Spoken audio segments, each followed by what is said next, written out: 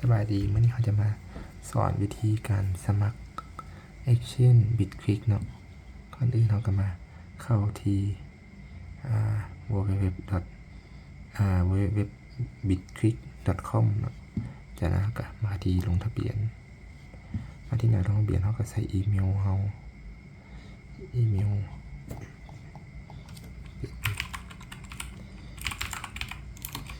ที่เขาจะสมัครเนาะ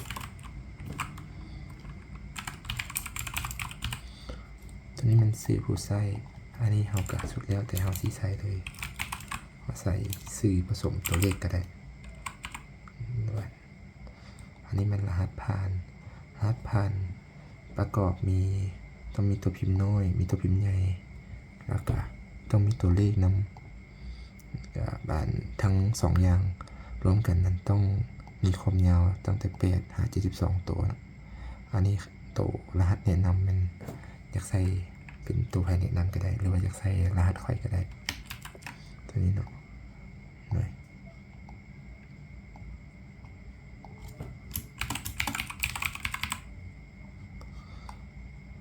จากนั้นก็กดที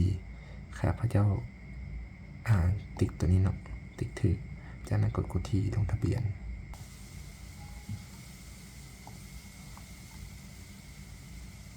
จากนั้นเขาก็ไปเอารหัสยืนยันอยู่อีเมลรหัสยืนยันอยู่อีเมลมาใส่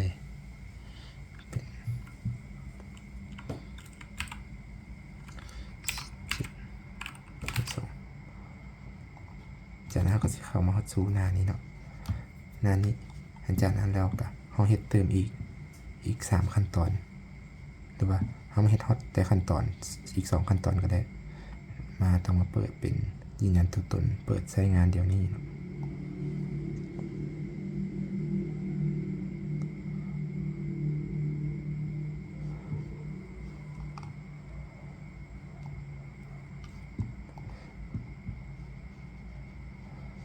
จากนั้นสิเด้งมาฮอตหน้านี้เนาะจากนั้นเขาก็กดใส่เป็นปึ้มพันแดนได้แล้วก็เป็นบัตรประจำตัวหรือใบขับขี่ก็ได้กะที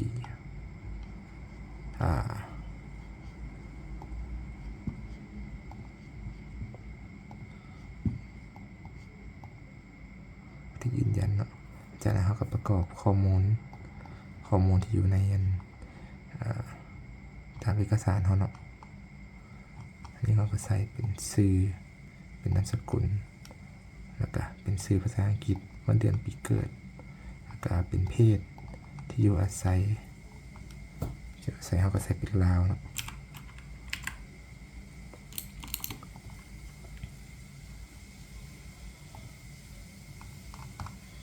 ประเทศที่อยู่อาศัยเขาใส่เป็นลาว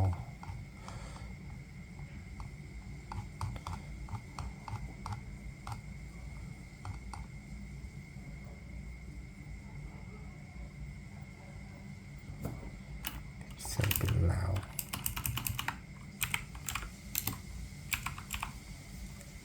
ลาวเนาะจากนั้นก็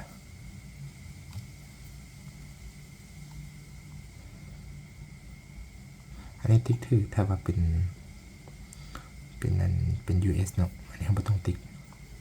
จากนั้นเราก็ใส่เป็นสายงานเราอาชีพแล้วก็แดงขึ้นมาแล้วก็ใส่ตัวเลขตัวนี้เนาะเดือนจะเป็นสีตัวนี้จะใส่เป็นเลขแคปชั่นเนาะตาม G 9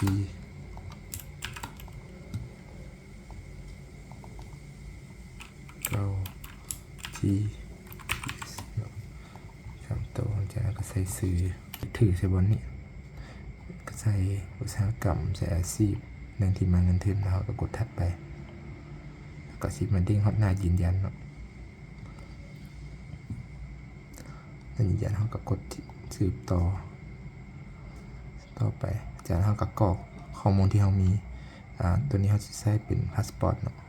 พาสปอร์ตยืนยันเขากดสืบต่อจากนั้นก็เอาพาสปอร์ตมาถ่ายแล้วก็ถ่ายพาสปอร์ตคู่กันกับตนเองตามขั้นตอนเลยเนาะ หรือว่าจะกดสืบต่อในโทรศัพท์ก็ได้จากนั้นก็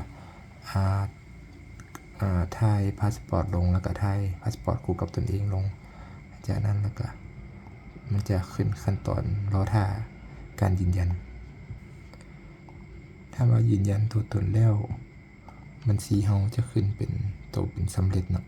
สถานะกดสอบจะต้องเป็นสำเร็จ Verify status ถ้าขึ้นถ้าเอกสารเฮาประกอบใส่ถูกต้องแล้วมันจะขึ้นเป็น Verify status สำเร็จเนาะโอเคประมาณนี้